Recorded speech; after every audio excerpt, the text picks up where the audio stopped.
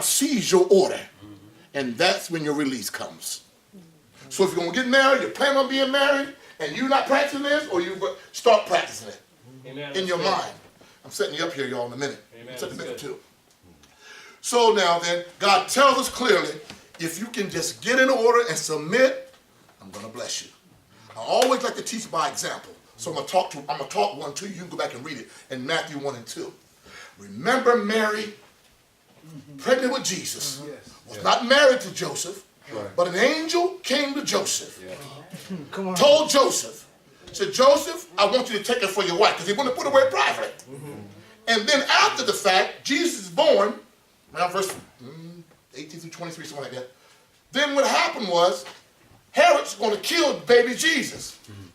Now, what's his name? Help me out. Joseph has a dream.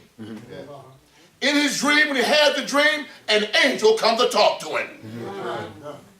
And tells him to get that child Jesus out of there and get him back to Egypt. Now, what did Sarah say? No, Joseph, I'm not listening to you. We just came from a famine. Come on, sir. God just delivered us from Egypt. And you're going to take me back to Egypt? Come on, sir. Come on. This woman reverenced a man before she even married him and based her obedience on a simple dream. Come on. The same Lord you serve now, that we said we can't listen and be obedient, was the same Lord that came from a woman, not touched by a man, that was obedient and obeyed and was subject to her husband, and God blessed her. Angels watched over her. That's right. That's she's highly favored. The angel came there and told her, in God's eyes, you are highly favored. That's right. Come on. Glory to God. That's food for thought. Yes, it is. Mary, the mother of Jesus, said, you know what? I'm listening to you, Joseph. You tell a modern day mother you're going to take her son back to the project that should have moved up into the suburbs. You know what you got? A fight on your hands. And you're proud to be single. That's right. You're right. Sure. Come on. All back. So here it is, that how God uses an example, even through Mary. Yes. Even through Mary, to prove a point on how obedience and subjection is in a marriage. In a marriage. Now, you know what I'm going to talk about. I'm not just talking about a natural marriage. You know that, right? I know y'all already figured it out, right? Okay, good. So in a marriage, how he proves that. Now look at this scripture here. I want to show you a scripture. And come on, go to the book of Numbers. Numbers.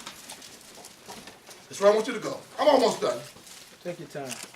Numbers 27. These some crazy names here I'm about to read to you if I can find the scripture.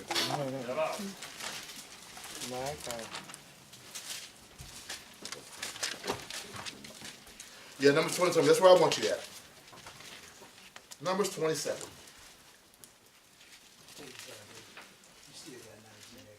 I got 19 minutes? Okay. All right. Start. Then I'm about, this is something you probably haven't read before. Start at verse 1.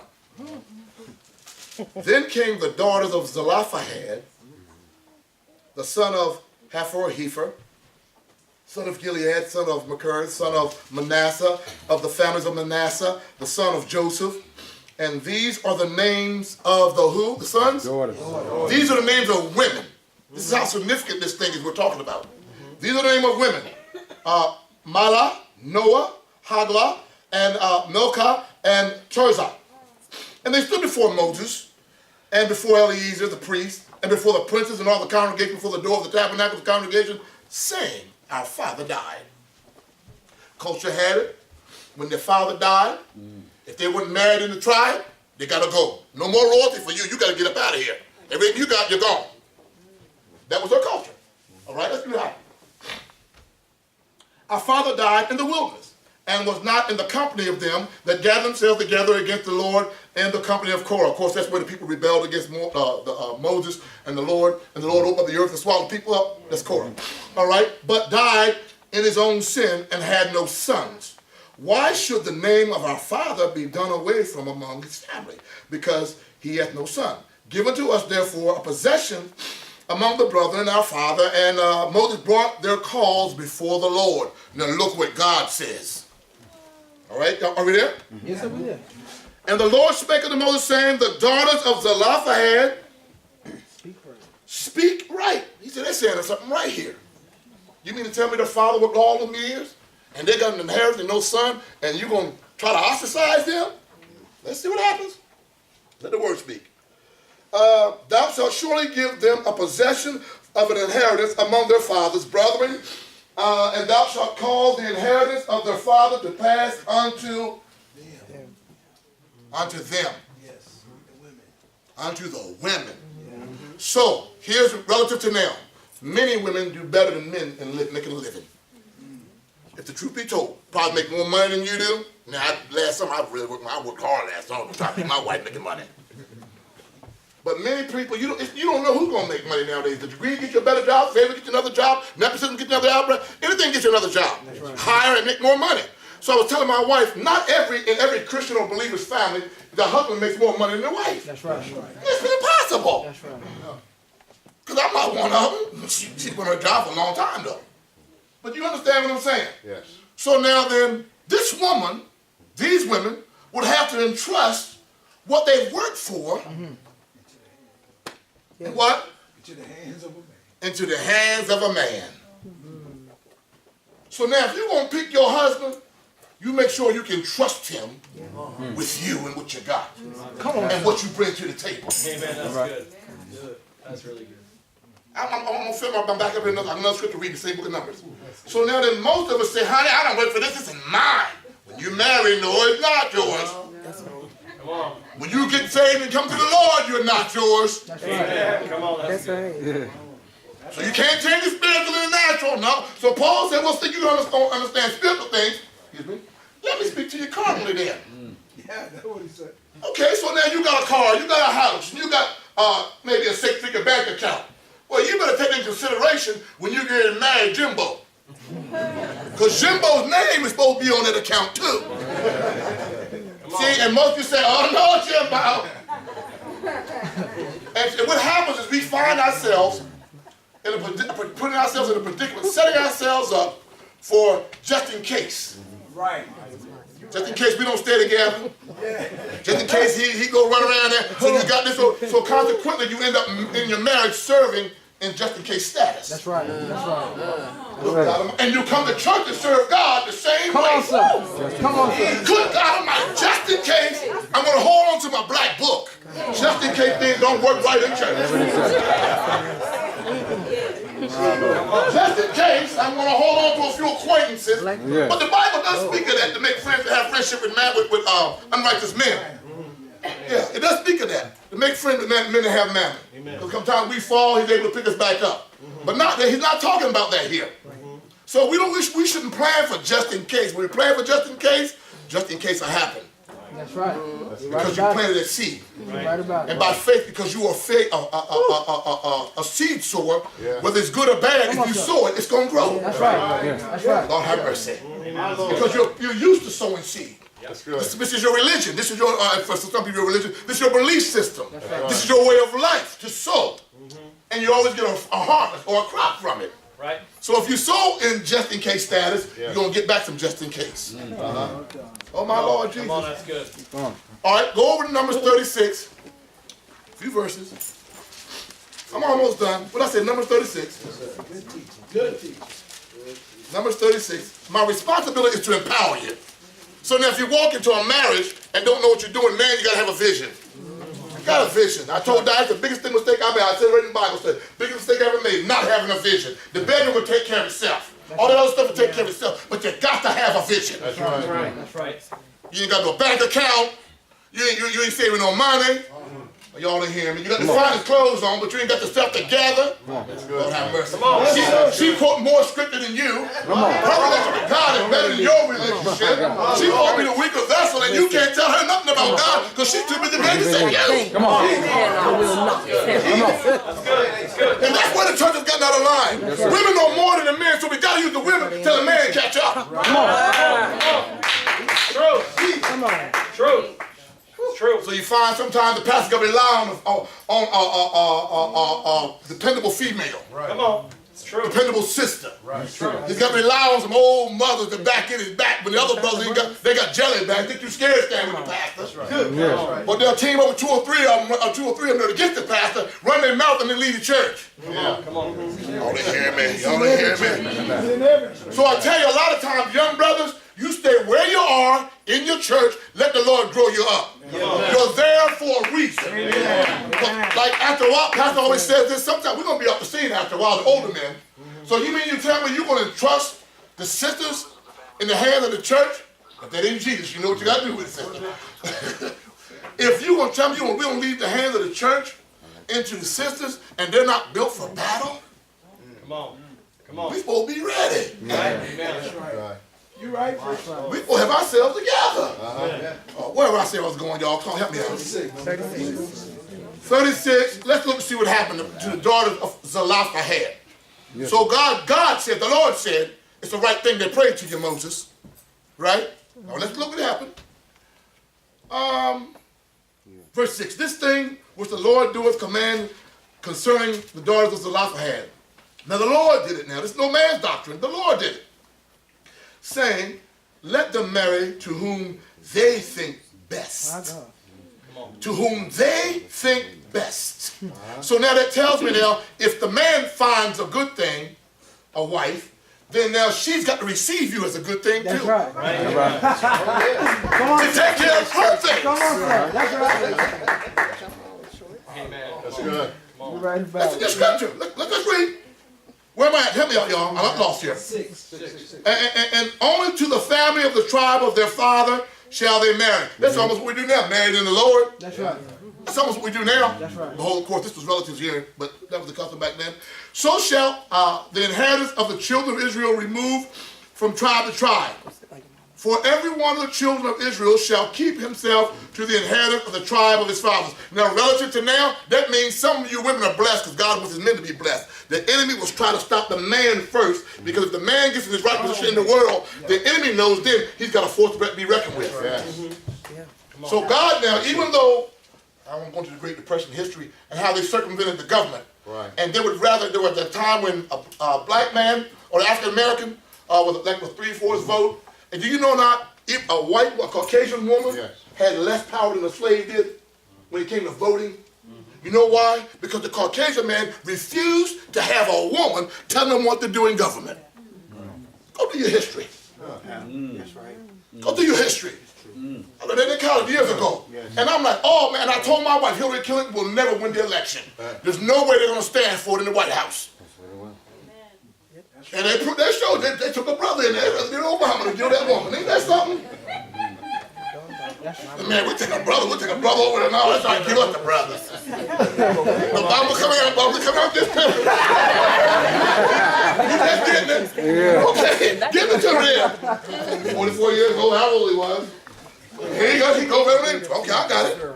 So there it goes to show you how that the enemy can circumvent order. Yes, right. That's right. That's right. It goes to show you can circumvent order. Now where I stop at, y'all stay with me because I got to talk too much here.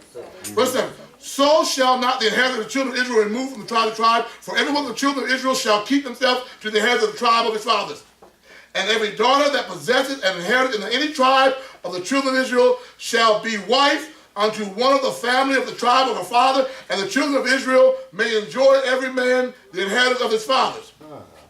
Neither shall the inheritance remove from one tribe to another. Of course, it's not removed from the four ladies we read about, from one tribe to the other. But every one of the tribes of the children of Israel shall keep himself to his own inheritance. Verse 10. Even as the Lord commanded Moses. So it goes to show it was a practice after this. Right. Yes. It was a practice. Even after the commandment after Moses. Even as the Lord commanded after Moses. So did the daughters of Zelophehad. For Mahalah, Tirzah, Halal, Milcah, Noah, the daughters of Zelophehad were married unto their father's brothers' sons. They married family. But the point is, they married men. And evidently, they said the tribe said everything had to stay in the tribe. So the men were entrusted. They trusted them with all that their father worked for. Yes. Isn't that something? Everything he worked for. So I'm about to close here, and I'm going to snatch you up real quick here with a scripture in the book of Hosea. I really want to go deeper in this scripture here, but I'm not. I'm going to leave it right where it is in the book, because I would have to come out of the book to get you to understand a little bit more, but I can talk a little bit about it.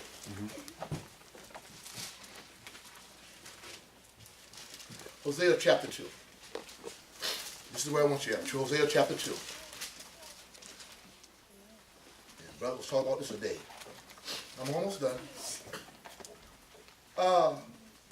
Therefore, the Lord, verse 14, I will lure her and bring her into the wilderness and speak comfortably unto her, and I will give her her vineyards from thence, and the valley of Achor for a door of hope, and she shall sing there as in the days of hope, and she shall sing there as in the days of her youth, and as in the day when she came up out of the land of Egypt. And it shall be that at that day, saith the Lord, thou shalt call me Ishi, and shalt call me no more Belial. Beli. All right. Now that would make a lot of sense for those that's reading it, because you know what you said? That's a lot of crazy names, a lot of crazy stuff. Here's what it means. I'm done. Here's what it means. And I can really go into scripture with you and tell you what it means. But here's what it means. The Lord says this. At that time, Israel had a lot of lovers. And these lovers were other gods. Yeah. That's right. Yeah. And so they would put Beli in front of God's name. That's right. So God got fed up with it. Don't call me no more Beli, but call me Ishi. Ishi means my husband. Ooh. So the Lord tells him, he says, this is what I want you to do. I'm going to look at you like you're my wife or my bride. And I want you to take me serious when you call on me as your God, as your Lord. Yes. And call me your husband. Yeah. So if you're not married, you got a husband already. Come on. Lord have mercy. If you're a male benefactor, you still got a husband. That's right. So the Lord told him, he brings them in here and tells him, this is the church. This is how the church becomes without a spot or wrinkle. The Lord was telling me prophetically, this is what he said, the church has to get to the point where the marriage between God and the church are one. Lord have mercy. Yeah. He said, we have loved cars, we have loved homes, we have loved women, but you don't love me like I love you. So he brought Israel to a place, he said, I had to lure you out in the wilderness. I had to let Assyrians beat you up. I had to let you get torn down. I had to let you lose some stuff so I can get your attention to tell you I'm your husband. Come on, He said, I love you. And I love you enough to tell you I look at you like Jesus looks at the church. Yes. That's good. I want to bring your life back. I want to restore your life. But you got to be my bride. Yes. John said he saw a holy city falling out of a New Jerusalem. It said when it was falling, it was coming down. It said it was like a bride adorning herself. The church, God looks at the church like it's a bride. And God is speaking in this hour, woman, get yourself together. Yes, sir. Thank you, Lord. This is the hour that God says, if you're going to walk in your power and your authority, by the way, which means empowerment, if you're going to walk in and seize the opportunity, you got to be one with me. You hear me? You got to be one with the Lord. And God is calling the church to be one. And God is saying, can you trust me with the same things I blessed you with? And you got nerve to hold on to it? Can't let it go? And I'm telling you, I want you. If you let it go, I'll let favor come into your life. That's good. Come on, brother. This is how God is. This shy really breaks down into the Hebrew Aramaic term, my husband. Well, guess where it comes from? Guess what they call Adam? Adam's name was also called Ish. Come on, son. Adam, it was Ish, meaning this man that was pulled from God. So God gets a deeper revelation because the man becomes lonely. And God puts this man into a deep sleep called Ish. Ishai puts Ish into a deep sleep.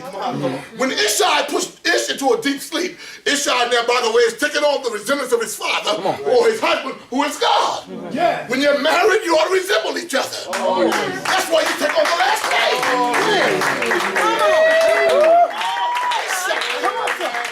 Ishai puts Ish into a deep sleep because Ish is lonely.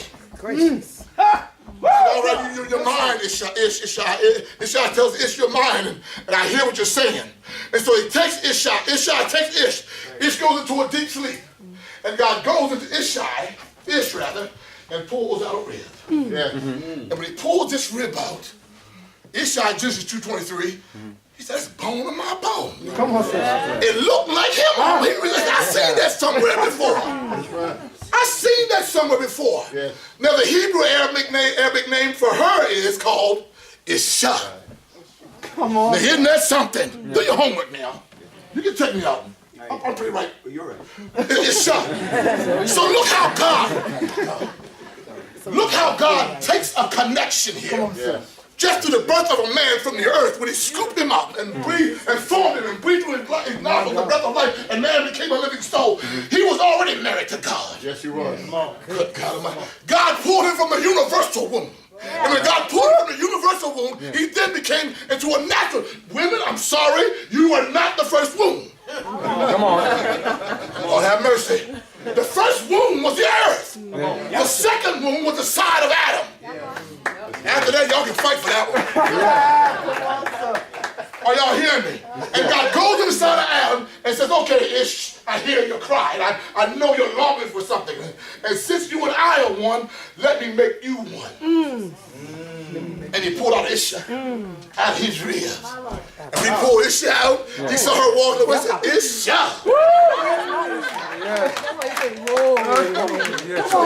This is Isha. And so this is why God is telling the church that he's coming back for a church without spot or wrinkle. He said, if Ish and Isha can get it together, you belong to Ishai. And I want you to be and nobody else. And so he tells Israel, you shall have no other lovers. That's why it seems so hard to walk away from the house of God. Want to walk away, I want to quit. Want to shut the door, let him look at my back. But Ish keeps pulling, Ishai keeps pulling me. So you belong to me. How can you separate from me when you came from me from the beginning? How can you take yourself from me when I'm the one that calls you live?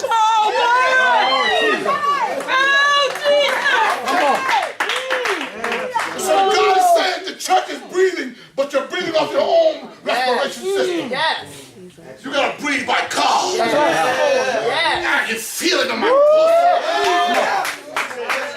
I feel it down in my soul.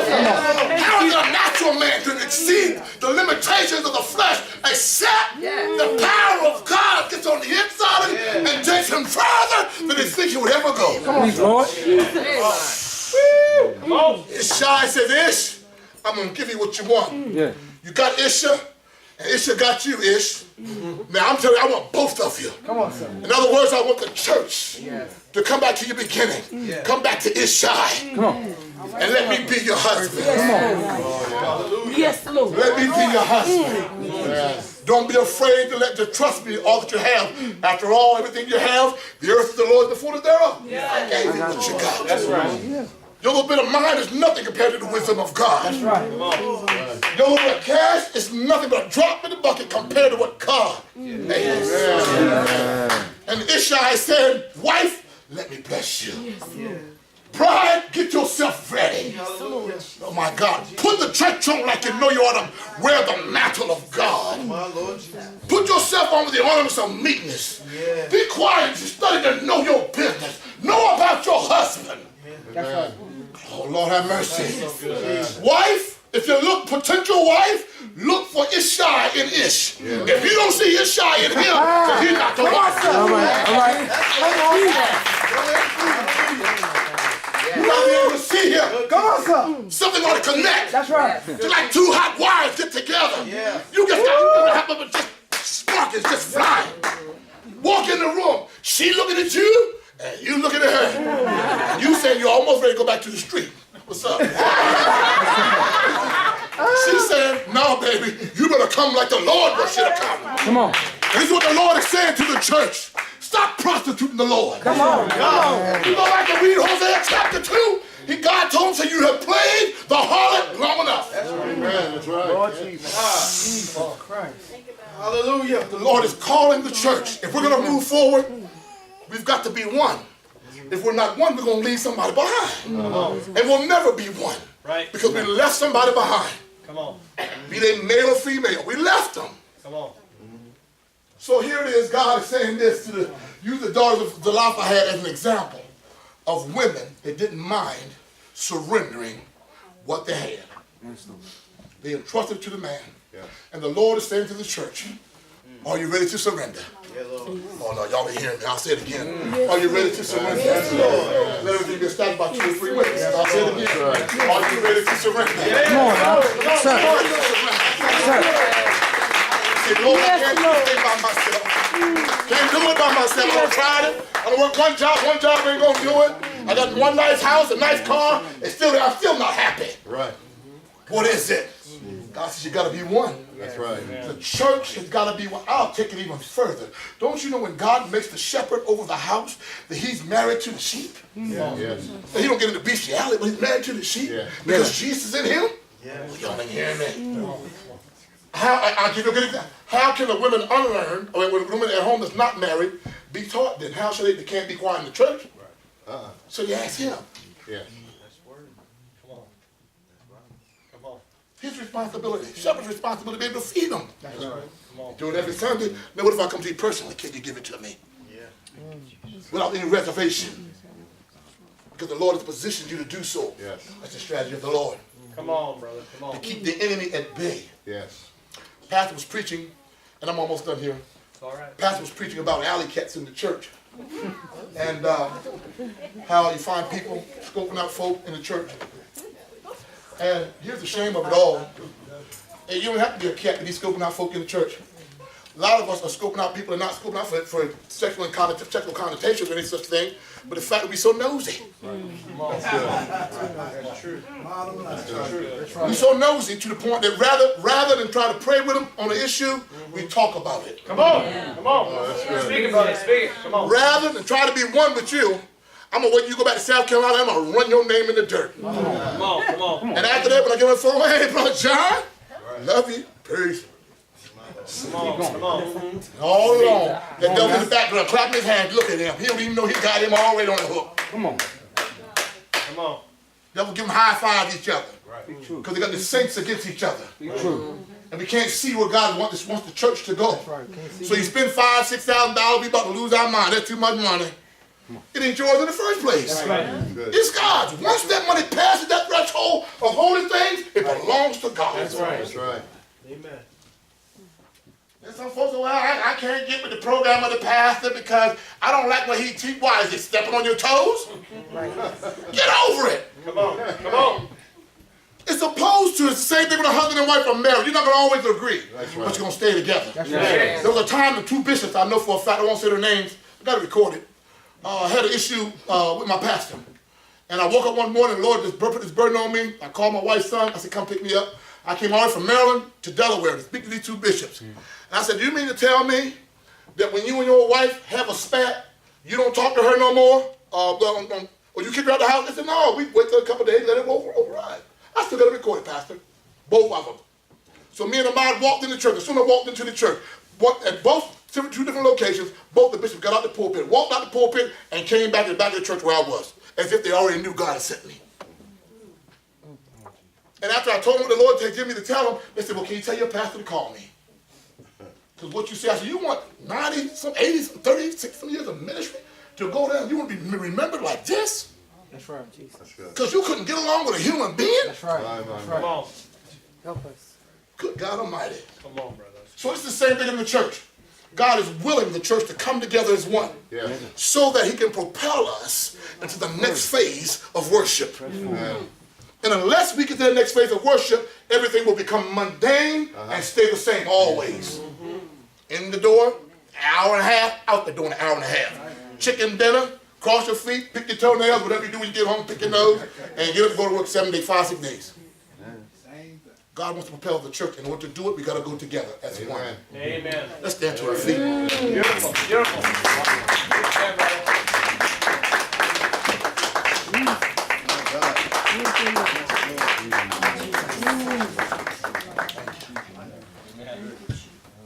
This is for, I want to pray real quick, not real short. If you got to